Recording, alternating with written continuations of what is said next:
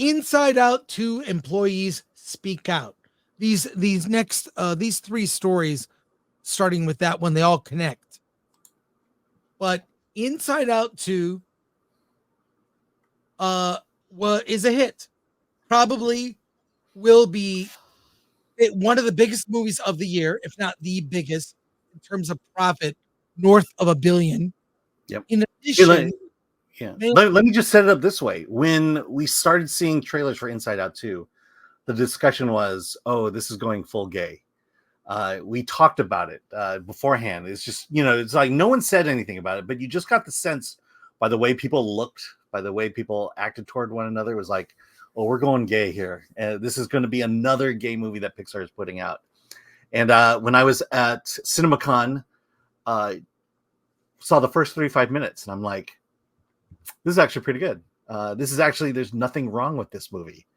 And then we finally saw it, and it was like, it was just a straightforward story. And it was like, oh, have things changed at Pixar? Go ahead. Yeah, no.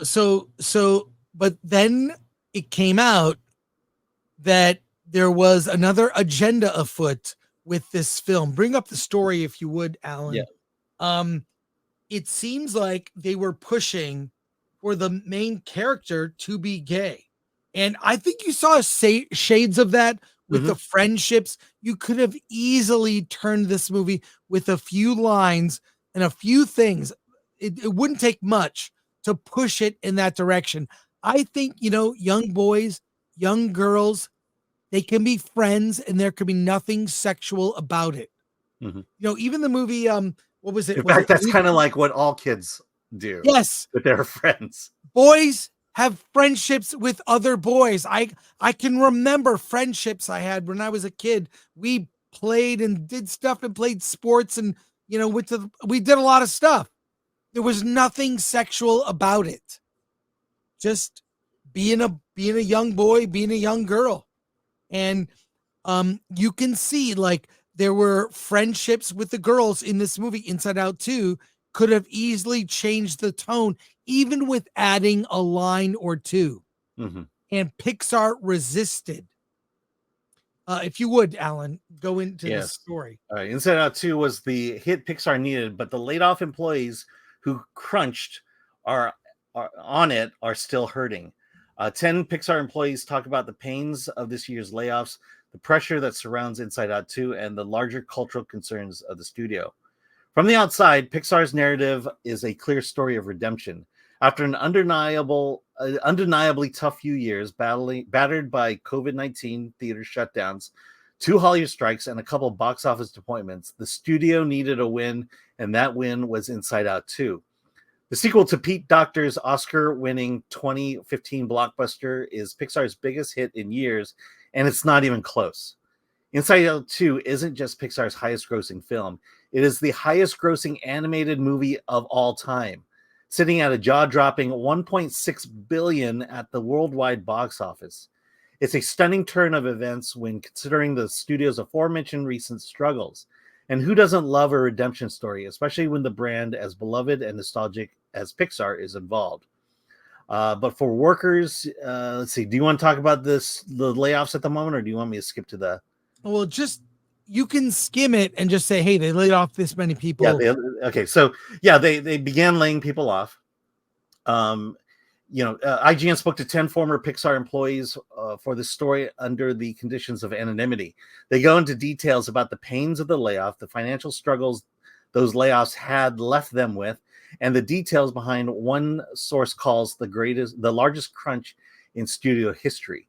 It's a claim disputed by a senior executive at Pixar, of course, who tells IGN that the crunch at the end of Inside Out 2 was no different than those on many other films from the studios.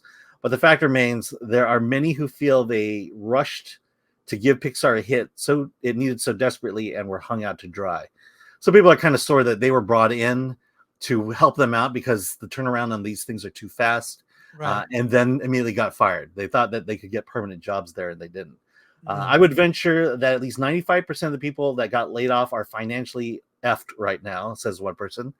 Outside the financial strain, sources also paint a picture of the studio that's terrified to rock the boat, with some internally pushing to avoid LGBTQ themes, requiring edits to Inside Out 2. It's a studio, they say, that's overly reliant on Chief Creative Officer Pete Docter, stubbornly set in his ways and setting its remaining team up for more crunch in its future films. The internal culture of Pixar right now is really rough, one former employee says. There is just an incredible amount of people who are like, I can't do this anymore. Disney declined to comment. Like much of Hollywood, Pixar, let's see. I get the gist. Basically, but did you get to the part about how there was gay content? Yeah, let me get skip to that. We have a lot of comments. We're going to get to those momentarily, but I'll just say this. It would have been so easy to turn this film into yet another Strange World or Lightyear. And I think they learned from those failures because both of those films were utter failures.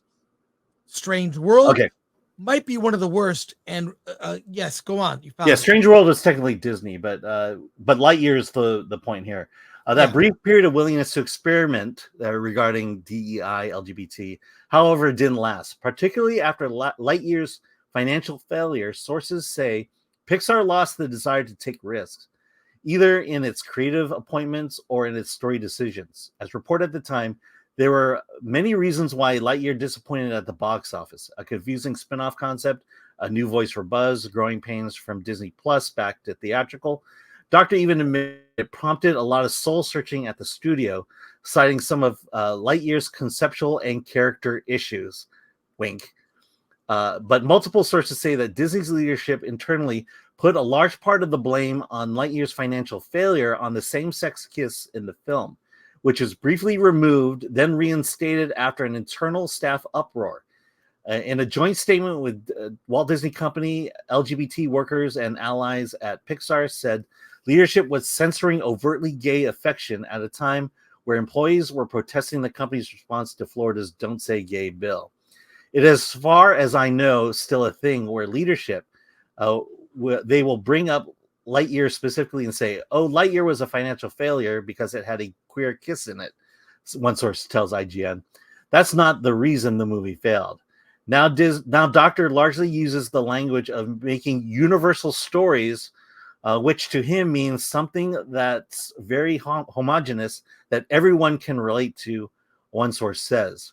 The apparent hesitancy touched on LGBTQ theme storyline, in particular affected Inside Out 2's development, according to several sources. Multiple people recall hearing about continuous notes to make Riley the main character of both Inside Out movies to come across as less gay, leading to numerous edits that ramped up around September 2023 after the resolution of the WGA. Okay, you can stop there. We get the gist of it. Look, they wanted to make the lead character of the movie gay. I fine. That's probably for a smaller movie. Let me give it to you in really simple terms. 5% of your audience loves jelly donuts. No matter how much propaganda you put out about jelly donuts, you only sell to 5% in the marketplace.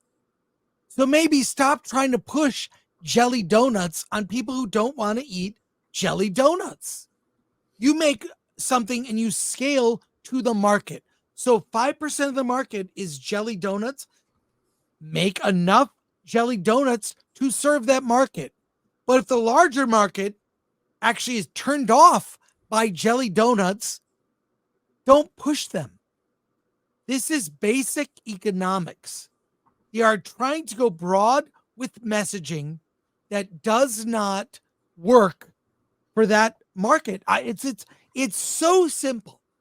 So Lightyear fails because people were turned off by the messaging. And Strange World, word got around fast about that movie. Yeah. Word got around fast. So, and it tanked. That might be one of the worst failures next to Wish. You know of that anything. because I mean I've told this story before, but you know I was behind me was a grandfather and his grandson, and you say word got around fast. That the grandfather knew exactly what he was going to do when those scenes came up, and he did it every time. You know, it was Yeah, basically I'm going to distract my grandson and ask him a question during these scenes, and so he doesn't well, have to see it. it's you know what? I have no problem. We even talked about. I have Mhm. no problem with a gay themed Disney movie. Although when we say that, it's kind of like all their stuff. But what I'm saying is, you make it a small release, limited release. Like it's in New York and LA. We'll put it on Disney Plus. We will even rebrand it. What was it called, Alan? Sparkle. So Disney Sparkle would be a gay brand within Disney, making gay cartoons, features, stories, uh, all kinds of stuff. Do that. And then you see how it performs.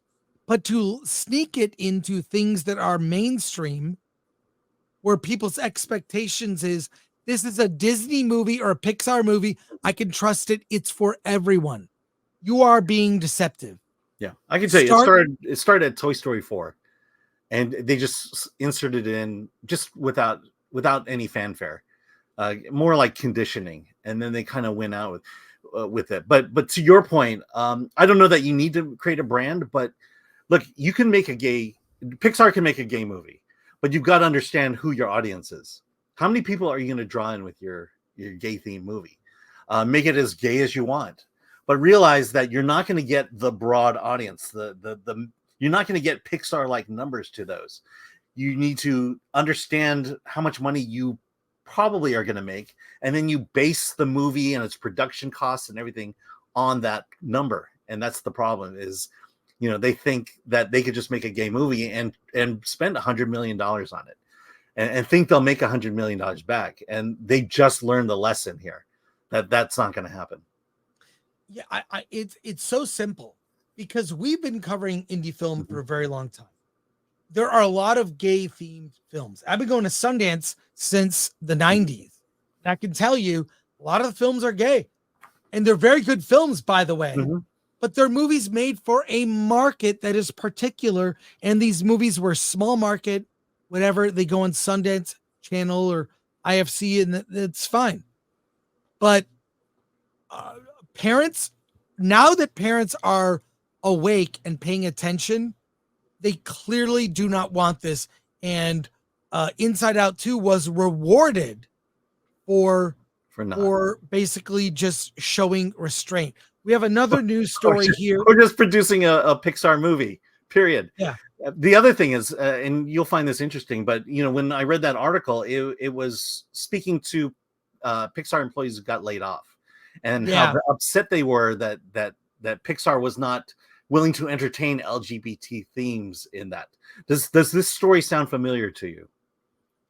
Yeah. That the head of Pixar laid off who? The activist.